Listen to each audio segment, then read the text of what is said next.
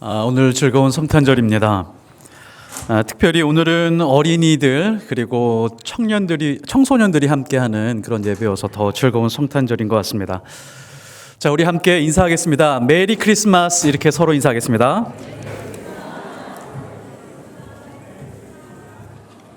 자, 메리 크리스마스. 자, 우리 어린이들하고 청소년들만 한번 인사하겠습니다. 자, 메리 크리스마스. 어린이들 우리 제 말 잘 들어주셔야 돼요. 저 앞에 선물이 있습니다. 어린이들을 위한. 자, 어린이들만 다 함께 자 메리 크리스마스. 고맙습니다. 자, 메리 크리스마스 우리 이렇게 인사를 하는데요. 메리 크리스마스가 무슨 뜻일까요? 메리 크리스마스가 무슨 뜻일까요? 자, 크리스마스에서 크리스가 무슨 뜻이죠? 예수 그리스도라는 뜻입니다. 뒤에 붙은 마스는 뭘까요?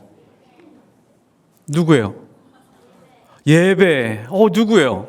이름이 뭐예요? 네, 잘 안 들리지만 아무튼 자, 뒤에 붙은 마스는 예배라고 하는 뜻입니다. 근데 의외로 그리스도인들이 많이 알지 못해서 한번 퀴즈를 내봤고요. 메리 크리스마스라고 하는 것은 즐겁게 예수님을 예배해요, 이런 의미가 될 수 있을 것 같습니다. 자, 그래서 메리 크리스마스, 우리 정확하게 이 뜻을 알고 성탄절을 보낼 수 있으면 좋겠습니다. 자, PPT 한번 띄워주시겠어요? 자, 오늘 말씀의 본문을 가지고 퀴즈를 하나 마련을 했습니다. 어린이들도 있고 우리 청소년들도 있기 때문에 같이 한번 풀어보는 시간을 가지도록 하겠습니다. 자, 내용을 한번 잘 보세요. 1, 2, 3, 4번이 있는데 여기에서 정답은 무엇일까요? 다음 중 옳은 사실을 고르시오. 자, 요셉과 마리아는 출산을 앞두고 갈릴리에서 고향 베들레헴으로 올라갔다. 왜냐하면 모든 사람이 호적을 하기 위해 고향으로 돌아가야 했기 때문이다. 요셉의 고향인 1번 베들레헴에 이르렀을 때 마리아는 크게 진통이 와서 아이를 낳으려고 했다. 그래서 요셉은 2번 곧바로 주변의 여관을 알아보았지만 3번 여관이 없어서 겨우 얻은 곳이 어느 집 별채에 있던 마구간이었다. 어쩔 수 없이 마구간에서 4번 산파의 도움으로 아기를 낳았다. 자, 정답은 무엇일까요? 퀴즈 냈었던 거 혹시 답을 찾으셨나요? PPT 한번 계속 띄워주시겠어요? 자, 1번이라고 생각하시는 분 손 한번 들어보셔요. 1번. 자, 1번. 자, 2번. 3번. 3번이 많으시네요. 자, 4번. 4번 몇 명이에요? 하나, 둘, 우와. 자, 하나씩 한번 보도록 하겠습니다. 자, 1번 한번 띄워보시면 다음 페이지 한번 넘겨주시겠어요? 자, 다음 페이지 한번 보시면은 자, 베들레헴 다 와서 출산했다라고 그렇게 나와 있는데 이거는 틀렸습니다. 오늘 말씀 한번 보시면 누가복음 2장 6절에 거기에 있을 그때에 해산할 날이 차서라고 되어 있죠. 그러니까 요셉과 마리아는 이미 베들레헴에 출산하기 며칠 전부터 와서 대기하고 있었던 것입니다. 근데 우리가 잘못 알고 있는데 출산할 때 거의 임박해서 와가지고 거의 여관을 겨우 찾은 다음에 아이를 낳았을 것이라고 생각하지만 그렇지 않다는 것이고요. 자, 1번은 틀렸습니다. 자, 2번을 한번 볼게요. 2번 곧바로 주변의 여관을 알아보았다라고 이렇게 나와 있는데 이것도 틀렸습니다. 자, 사실은 그 당시에 이 여관이라고 하는 것이 지금 같은 여관으로 존재했을 가능성은 거의 없습니다. 그때가 고대 시절이었었거든요. 이게 왜 이런 식으로 각색이 되었냐면 예수님이 태어나시고 한 200년 후에 야고보 원복음이라고 하는 게 나옵니다. 야고보 원복음에서 예수님 탄생하신 것에 대해서 상상력을 발휘해가지고 그 내용을 억지로 허둥지둥 여관을 찾아가는 내용에 대해서 소설을 쓴 건데 그 소설이 아직도 우리에게 영향을 미치고 있다는 것이죠. 그리고 중요한 것은 성경에서 계속 뭐라고 나면 다윗의 족속, 그 베들레헴, 다윗의 가족, 가문 이런 식으로 계속 강조를 하고 있는데요. 고대 중동에서는 고향 마을 사람들의 유대 관계가 굉장히 끈끈했습니다. 지금 우리가 생각하는 그 고향 이상으로 훨씬 더 끈끈할 수밖에 없었습니다. 누가복음 2장 4절을 보면 요셉도 다윗의 집 족속이므로 갈릴리 나사렛 동네에서 유대를 향하여 베들레헴이라는 다윗의 동네로, 계속해서 다윗의 자손, 다윗의 동네, 베들레헴 출신, 이것을 계속 강조하고 있는 것을 볼 수 있습니다. 그러니까 베들레헴은 요셉의 고향이었었던 것이죠. 고향에 가서 출산을 하게 되는데 환영을 받지 못하고 문전박대 받는다는 것은 아주 나쁜 사람이 아니고서야 그런 일이 일어날 수가 없습니다. 예를 들면 이런 겁니다. 안동 김씨가 있어요. 안동 김씨가 안동에 갔는데 거기서 문전박대 당할까요? 그렇지 않을까요? 그렇지 않습니다. 가문의 수치가 되겠죠. 자기 가문 사람들이 고향으로 돌아오면 충분히 잘 맞이하고 기뻐하고 그렇게 해야 될 것이 맞죠. 제가 강원도 두메산골에서 태어났는데 초등학교 때부터 친구들이 성장해서 중학교 때까지 같이 성장했습니다. 만일에 제가 지금 출산을 한다면, 지금 출산이 어려울 수도 있지만 출산을 한다 해서 고향으로 가게 된다면 아마 제 친구들은요, 자기의 안방도 내어줄 정도로 고향의 의미는 지금도 굉장히 강합니다. 그리고 요셉이라고 하는 사람이 성경에 보면 굉장히 신중한 사람이었죠. 굉장히 주도 면밀한 사람이었습니다. 속이 깊은 사람이었습니다. 이 사람이 자기 아내가 출산을 하는데 이미 고향의 잘 곳 혹은 여행 계획 이런 것들을 충분히 계획을 세웠을 가능성이 매우 높습니다. 예전에 제가 아는 전사님이 출산할 때 보니까 출산 그 종이에다가 준비물을 적어 놓은 거 보니까 5페이지더라고요. 출산 준비를 그렇게 열심히 충분히 잘 하고 있는데 지금도 아마 요셉은 더 잘했을 가능성이 매우 높습니다. 자, 3번을 한번 봐볼까요? 3번에 여관이 없어서 겨우 얻은 곳이 어느 집 별채에 있는 마국간이었다라고 이렇게 나오는데요. 지금 혹시 괄호 보이시나요? 괄호? 아까 공연에서도 봤던 것처럼 동방 박사들이 선물을 가지고 어딘가에 들어갔다라고 그렇게 나오고 있는데, 가로 열고 가로 닫고 들어가 아기와 그의 어머니 마리아가 함께 있는 것을 보고 엎드려 아기께 경배하고 보배합을 열어 황금과 유향과 모략을 예물로 드리니라. 저 괄호에 들어갈 게 무엇일까요? 마국간. 마국간일까요? 한번 다음 페이지 한번 넘겨주시겠어요? 집에 들어갔다고 나옵니다. 자, 우리가 얼마나 성경하고 멀리 떨어져 있는 지식을 가지고 있는지 아시겠죠? 성탄절하면 어디 마국간 별채, 그러니까 자기 집 별채에 있는 어느 별채 마국간에 들어가서 아기 낳은 모습을 보고 선물을 드렸을 거라고 생각하지만 성경은 집에 들어갔다고 나옵니다. 자, 집에 들어갔습니다. 자, 다음 페이지 한번 넘겨보시겠어요? 성경에는 집의 구조를 추정할 수 있는 말씀이 나옵니다. 그 말씀이 어디 말씀이냐면 마태복음 5장 15절, 사람이 등불을 켜서 말 아래 두지 아니하고 등경 위에 두나니 이러므로 집안 모든 이에게 빛이 느니라. 자, 이 말씀은 방이 하나란 얘기예요? 여러 개란 얘기예요?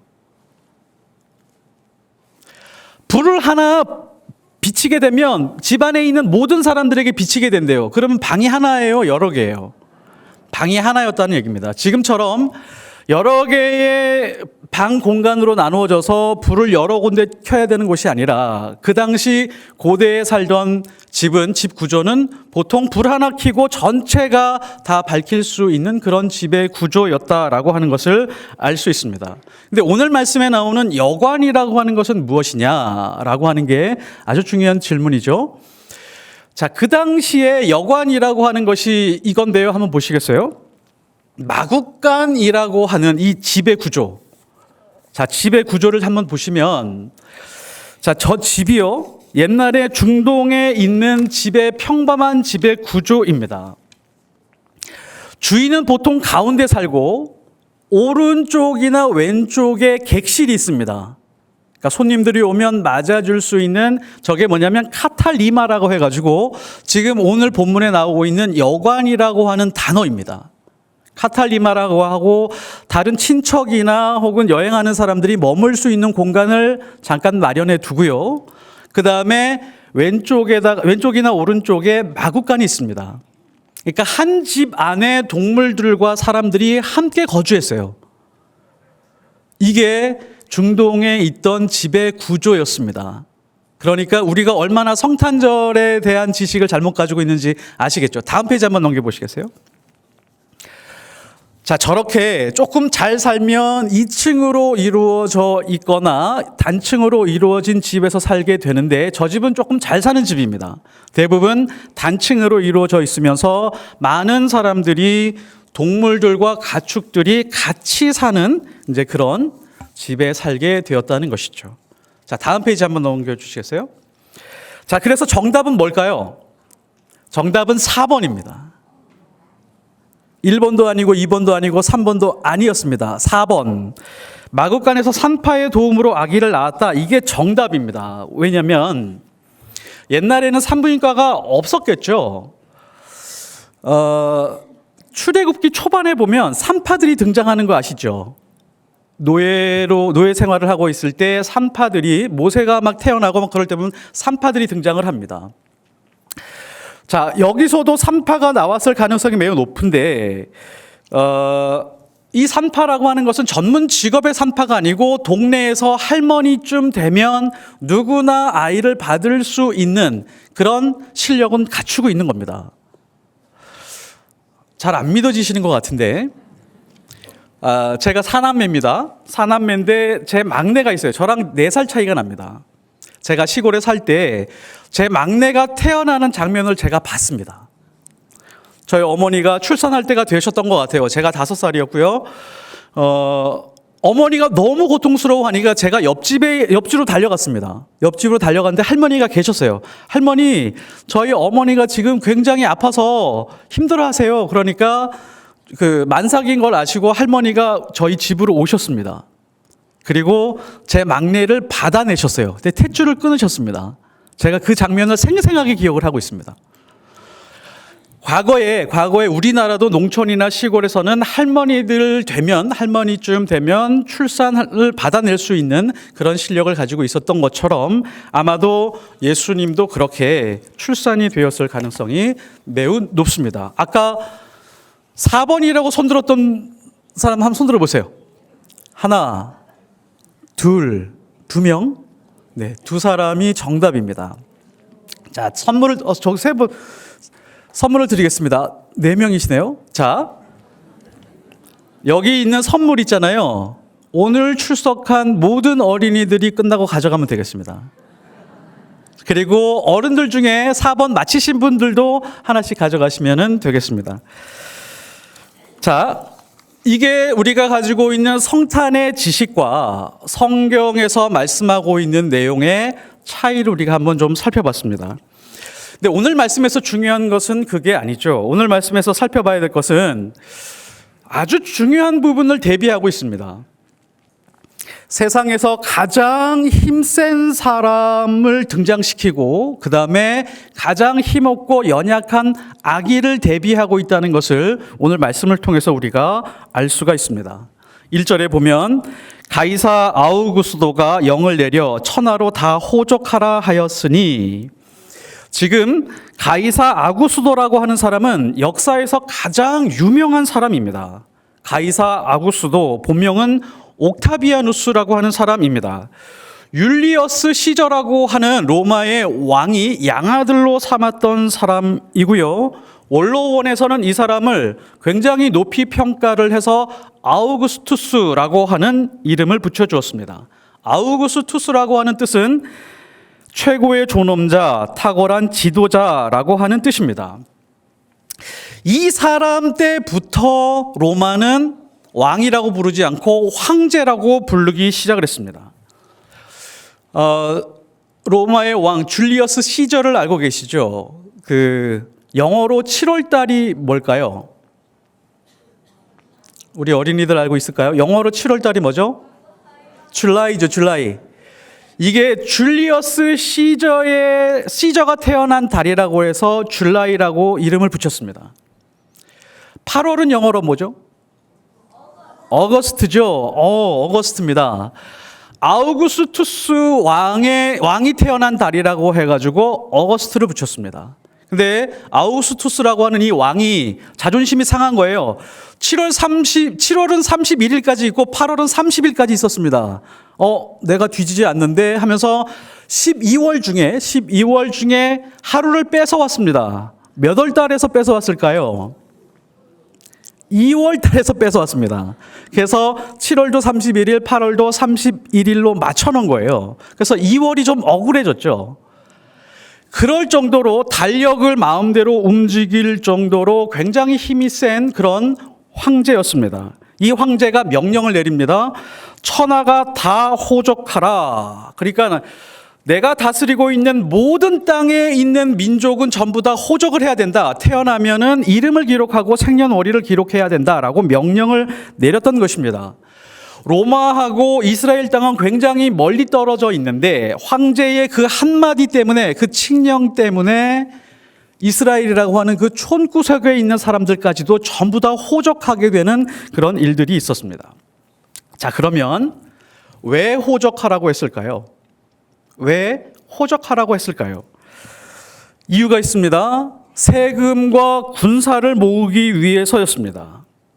국가의 기초는 사실은 통계에서부터 시작이 됩니다.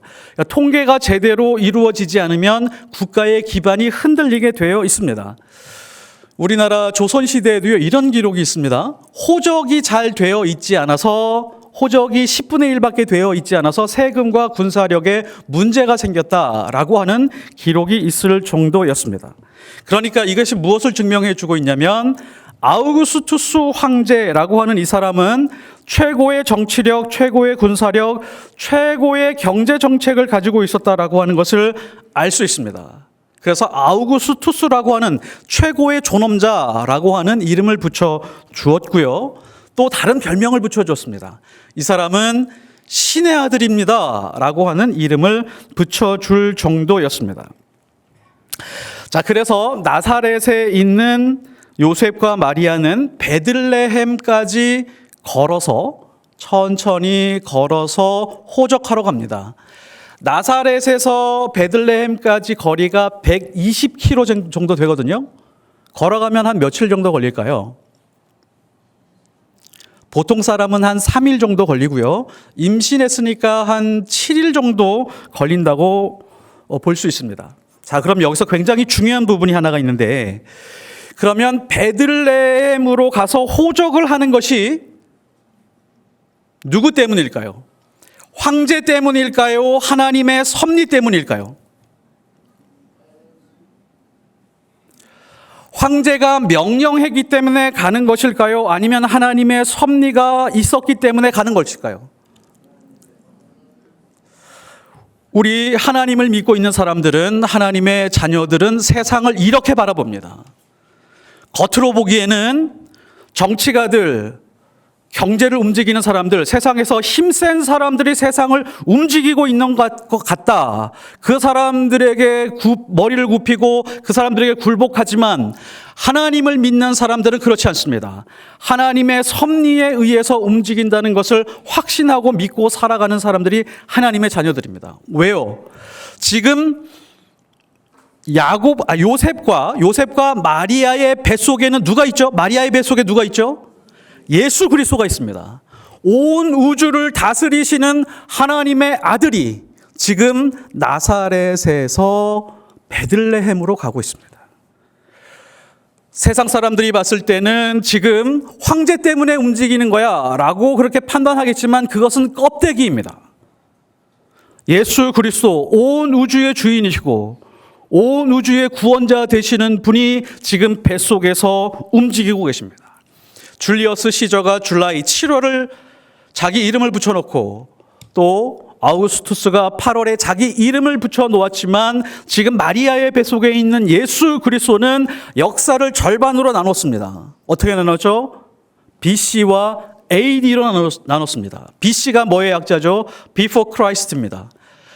예수님이 오시기 이전의 모든 역사는 예수님의 이전의 역사라고 한 덩어리로 만들고, 예수님이 오신 다음에 AD, 아노 도미니, 예수님을 중심으로 역사를 다시 카운트하겠다라고 하는 것이죠. 지금 올해가 2024년입니다. 정확하게 표현하자면 이거예요.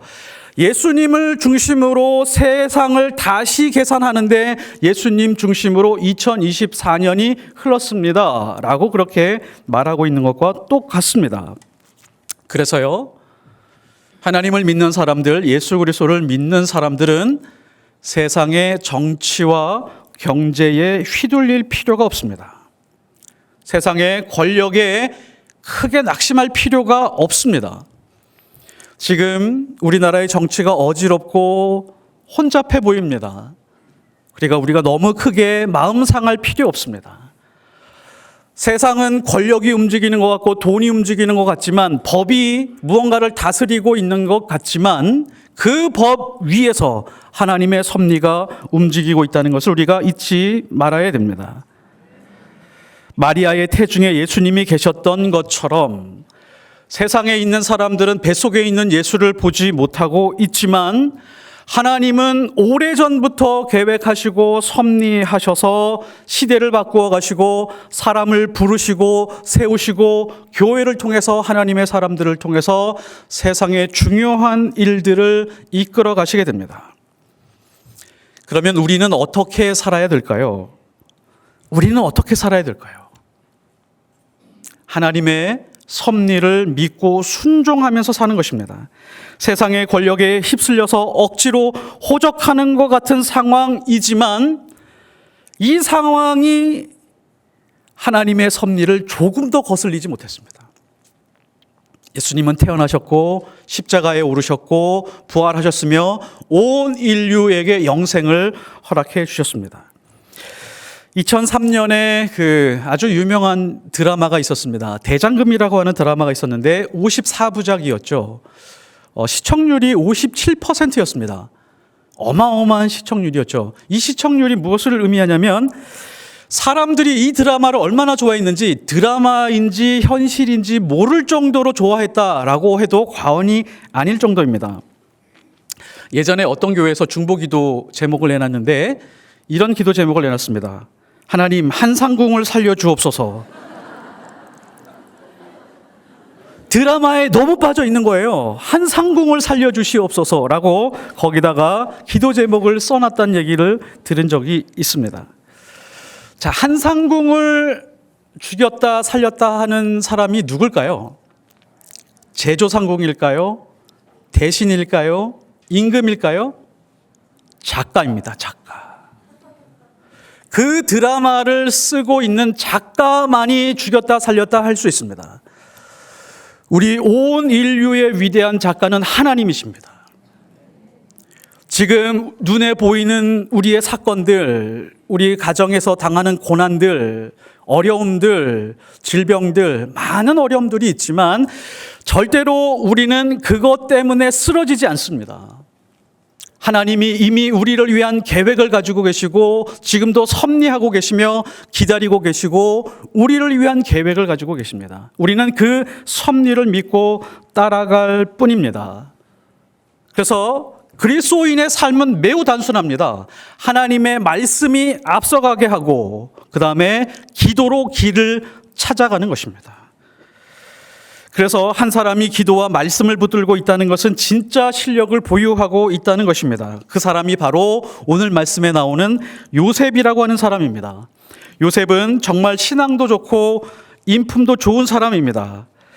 사실 한번 잘 보십시오.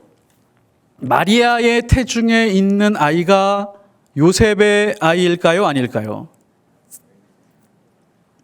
요셉의 아이예요? 아니에요? 요셉의 아이 아닙니다.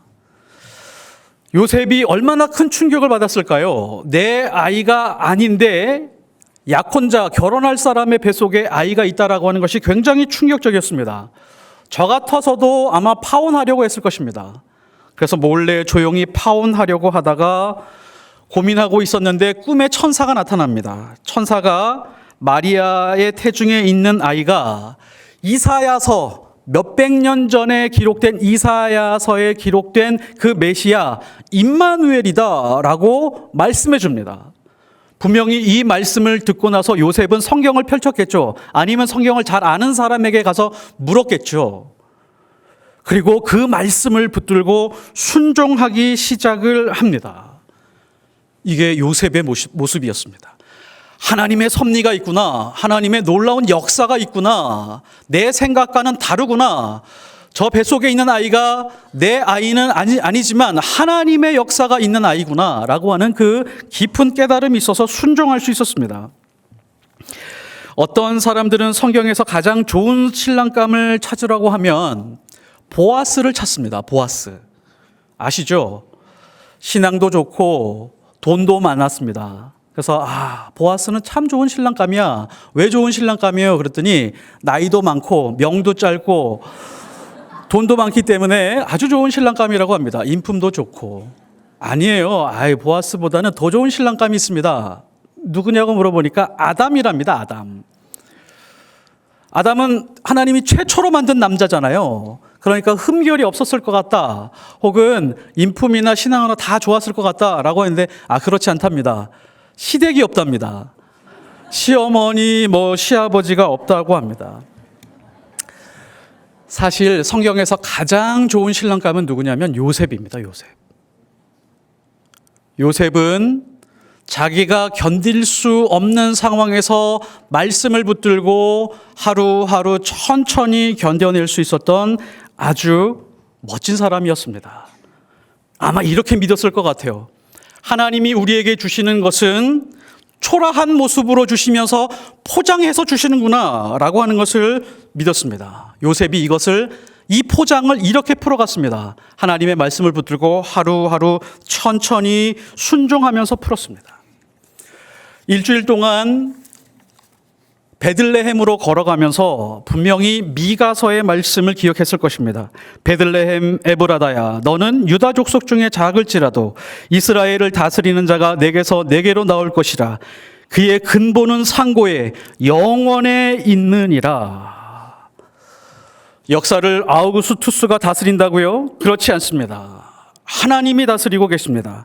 황제의 호정령을 통해서 요셉과 마리아는 베들레헴으로 이동하고 있는 그 중에 그 한 걸음, 그 하루하루, 그 모든 상황 하나님께서 인도하시고 이끄시며 붙들고 계십니다. 우리의 인생도 마찬가지죠. 우리의 인생의 여정도 마찬가지입니다. 하나님의 섭리, 우리가 믿고 있는 것 이겁니다. 초라하고 보잘것없고 무료하고 지류하고 특별할 것 없으며 약하고 지극히 사서로운 일상 속에 하나님께서 숨겨두신 놀라운 무언가가 있을 것이다 라고 하는 믿음으로 하루하루 사는 것입니다. 그래서 성경은요, 누가복음 2장 1절에서부터 7절 그 이후로 넘어가면서 어디에 초점을 맞추고 있냐면 구유에 초점을 맞추고 있습니다. 세상에서 가장 힘센 왕을 먼저 비춘 다음에 그 다음에서 가장 초라한 구유로 카메라를 지금 옮겨가고 있습니다. 7절에 보면 첫 아들을 낳아 강보로 싸서 구유에 누웠으니 이는 여관에 있을 곳이 없음이러라. PPT 한번 보여주시겠어요? 12절의 해석을 이렇게 해주고 있습니다. 오늘 다윗의 동네에 너희를 위하여 구주가 나셨으니 곧 그리스도 주시니라. 너희가 가서 강보에 싸서 구유에 뉘어 있는 아기를 보리니 이것이 너희에게 표적이니라. 표적이라고 하는 것은 무엇이냐면 사인이라는 얘기입니다. 사인. 지금 너희들이 보고 있는 그 장면은 아주 사서로운 것이 아니고 아주 그냥 지나치는 것이 아니라 하나님이 특별하게 표시해 놓으신 사인이라는 겁니다. 그 안에 메시지가 있다는 것이죠. 자, 표적이라고 하면 노란색으로 쓰여 있는 글씨 한번 보십시오. 어떤 표적이냐면 아기와 강보와 구유가 하나님이 특별히 지정해 주신 표적이라고 하는 것입니다. 우리가 지금 성경을 보면서 밸런스가 이상하게 맞지 않습니다. 하늘에는 영광, 땅에는 평화, 그렇게 외칠 만큼 하나님께서 최고의 선물을 주셨는데 포장지를 뜯어보니까, 아니면 겉 포장지가 아기이고요, 초라한 포대기에 쌓여 있고요, 동물 밥그릇 위에 놓여 있습니다. 이 안에 하나님의 놀라운 사인이 있다는 것이죠. 겉으로 보기에는 삼중으로 이상한 장면이지만 하나님께서 특별하게 선물로 포장해 두었다는 것이죠. 어떤 사람이 선물을 받습니다. 근데 선물이라고 하는 것은 항상 포장지와 내용이 같을까요? 다를까요? 선물은 항상 포장과 내용이 다릅니다. 겉과 속이 다르다는 것이죠. 하나님의 일은 항상 그렇게 시작된다는 거예요. 겉 포장지는 굉장히 초라해 보이기는 하지만 예상치 못한 방식으로 놀라운 일들을 행하고 계시다라고 하는 것이 메시지입니다. 매우 초라하고 빈약하고 허접해 보이지만 하나님의 일은 항상 그렇게 출발한다. 하나님의 일은 항상 그렇게 포장되어 있다는 것입니다. 하나님의 일은 거대한 사건 안에 있는 것이 아니라, 유명한 사람을 통해서 일하는 것이 아니라 사소하고 초라한 곳에서 시작된다는 것이죠. 예수님이 하나님의 나라를 알려주실 때 어떻게 알려주셨냐면 거대한 우주를 보면서 알려주시지 않으셨습니다. 겨자씨만한 것을 보여주시면서 이 겨자씨 안에 하나님 나라가 있다, 하늘과 같다, 아주 미천하고 매우 초라하게 시작한다라고 하는 것이죠. 초라하고 냄새나고 한참을 기다려야 하는 선물로 포장해 주신다는 것입니다. 부활은 십자가로 포장해 주셨습니다. 그래서 우리가 하나님 앞에서 해야 될 것은 언제나 포장을 보고 판단을 멈추어서는 안 된다는 것입니다. 하나님은 항상 예상치 못한 포장을 가지고 있기 때문입니다. 아브라함과 모세가 있습니다. 하나님께서 선물을 주실 때 늙은 나이로 포장해서 주셨습니다. 야곱에게 주실 때는 험악한 세월로 포장해서 주셨습니다. 야곱의 아들 요셉에게 선물을 주실 때는 노예와 감옥이라고 하는 것으로 포장해 주셨습니다. 다윗에게 주실 때는 13년 동안의 광야로 포장해 주셨습니다. 하나님이 주신 모든 선물은 포장이 되어 있습니다. 우리의 삶은 뭐죠? 포장을 풀어가는 겁니다. 요셉처럼 하나님이 주신 그 거대한 말씀을 들고 진리의 말씀을 붙들고 내가 마음에 들지 않는다, 내 생각과는 다르다, 내가 원하는 바와 하고는 달라라고 하면서 내 결정대로 움직이는 것이 아니라 하나님의 말씀을 붙들고 세상의 초라하고 낮은 곳에서 천천히 순종하면서 가는 것입니다. 아브라함도 갈 바를 알지 못했지만 믿음으로 순종했다고 그랬습니다. 다윗은 어떻게 자기 인생을 풀어갔을까요? 악기와 찬양과 기도로 자기 인생의 포장을 풀어갔습니다. 예수님은 십자가와 부활로 포장을 푸셨습니다. 말씀에 순종하고 기도로 간구하면서 포장을 푸는 과정을 우리는 신앙이라고 말합니다. 그래서 우리 인생의 시선은 항상 세상 높은 곳에 있는 것이 아니라 낮은 곳에 있어야 됩니다. 구유와 같이 냄새나고 초라하고 비천하고 빈약하고 세상 사람들이 주목하지 않는 가난한 곳, 그곳에 우리의 시선이 떠나지 말아야 됩니다. 우리의 지극히 평범한 일상 속 그곳에서 하나님의 놀라운 역사가, 섭리가 시작이 됩니다.